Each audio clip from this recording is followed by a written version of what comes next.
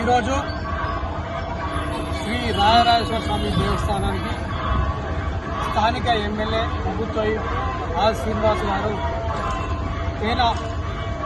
నెల 15 రోజుల కింద మరలిపోయిన 20 కోట్లు తీసుకురావడం జరిగింది. మరి అలాగే ఉన్నది బడ్జెట్లో 50 కోట్లు తీసుకొచ్చి ఇలా రాజరాజేశ్వర స్వామి దేవస్థానం డెవలప్మెంట్ విధానం ఇలా తీసుకున్న ఘనత పెద్దలు ఆల్ శ్రీనివాస్ గారు.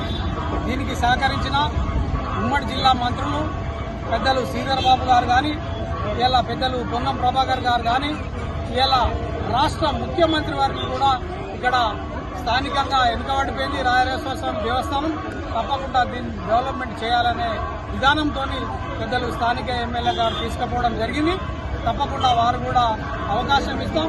తాప కింద విడతగా మేము ఏటా 100 కోట్లు ఇస్తామని వల్లభాలు పలకలేదు. తప్పకుండా డెవలప్ చేస్తామని ముఖ్యమంత్రి గారు కూడా చెప్పడం జరిగింది. తప్పకుండా డెవలప్మెంట్లో ముందంజలో ఉంటుంది కాంగ్రెస్ పార్టీ అని కూడా మనవి చేస్తున్నాం. ఎందుకు అని అంటే కళ్ళబొల్లి మాటలు చెప్పి మడబెత్తింపే పార్టీ కాదు కాంగ్రెస్ పార్టీ. కాంగ్రెస్ పార్టీ అన్న మాట తప్పకుండా నెరవేర్చే విధానం ఇలా కాంగ్రెస్ పార్టీ అనాది నుంచి ఇలా 125 ఏళ్ల చరిత్ర నుండి వస్తుంది. తప్పకుండా ఈ క్షేత్రాన్ని డెవలప్మెంట్ చేస్తారు అని కూడా మనం చేస్తున్నాం. ఇంకొక విషయం చూస్తున్నాం.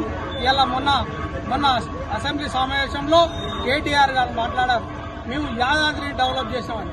అరే నువ్వు ఉన్న జిల్లాలో 10 ఏళ్ళు మంత్రిగా ఉండి రాజరాజేశ్వర స్వామి పక్క పంటి 12 కిలోమీటర్ల దూరం ఉండి నువ్వేం చేసినావో ఏ ముఖం పెట్టుకొని మాట్లాడుతున్నావో ఒకసారి ఆలోచన చేయాలని కూడా నేను కేటీఆర్ని హెచ్చరిస్తున్నాను.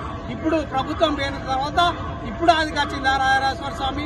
ఎందుకు ఆదికి రాలేదు? పక్క పంటి 12 కిలోమీటర్లు ఉన్న దేవస్థానం ఆదికి రాలేదు.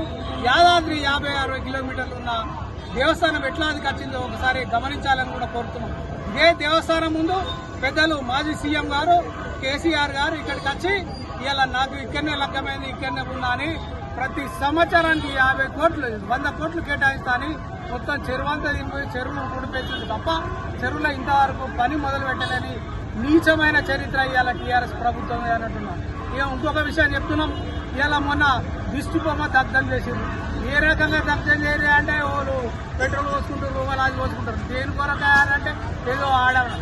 ఆమె ఎక్కడి నుంచో వచ్చిందో ఒకసారి తెలుసుకొని చరిత్ర మాట్లాడాలి.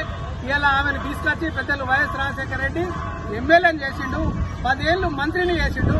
మంత్రి చేసినాక కష్టకాలంలో కాంగ్రెస్ పార్టీ ఉన్నప్పుడు ఆమె వెళ్ళిపోయి ఒక మంత్రి పదవి కోసం బీఆర్ఎస్ పార్టీకి పోయింది. కాబట్టి ఆ విధంగా మాట్లాడితే తప్ప అనే భావనతోని ఇలా ముఖ్యమంత్రి గారు కానీ, స్థానిక ఎమ్మెల్యే గారు కానీ, స్థానిక మంత్రివర్యులు కానీ ఇలా పెద్దలు ఉప ముఖ్యమంత్రి బట్టి విక్రమ్ గారు మాట్లాడితే దాన్ని రాద్ధాంతం చేసి ఇలా విధానం తీసుకుంటున్నారు. కాబట్టి బీఆర్ఎస్ పార్టీకి నూకలు చెల్లినాయి.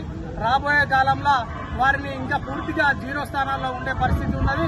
ఇప్పటికే పూర్తి పతనమయ్యే పరిస్థితిలో ఉంది. కాబట్టి ఇక బీఆర్ఎస్ నాయకులు ఒక్కసారే 10 ఏళ్ల సొంది అనుభవించి ఇప్పుడు లేఖల వరకు ఏం చేయాలనే భావనతోని రోడ్డు మీదకి వచ్చే పరిస్థితిలో ఇలా టీఆర్ఎస్ ప్రభుత్వం ఉంది. కాబట్టి ఇక ముందు కూడా జాగ్రత్తగా ఉండాలి.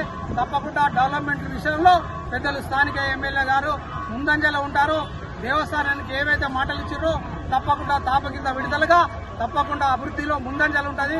ముందు ఈ జిల్లాను కూడా అభివృద్ధి పథంలో తీసుకుపోయే దమ్ము ధైర్యం పెద్దలు మా స్థానిక ఎమ్మెల్యే గారికి ఉన్నదని కూడా మనవి చేస్తున్నాం.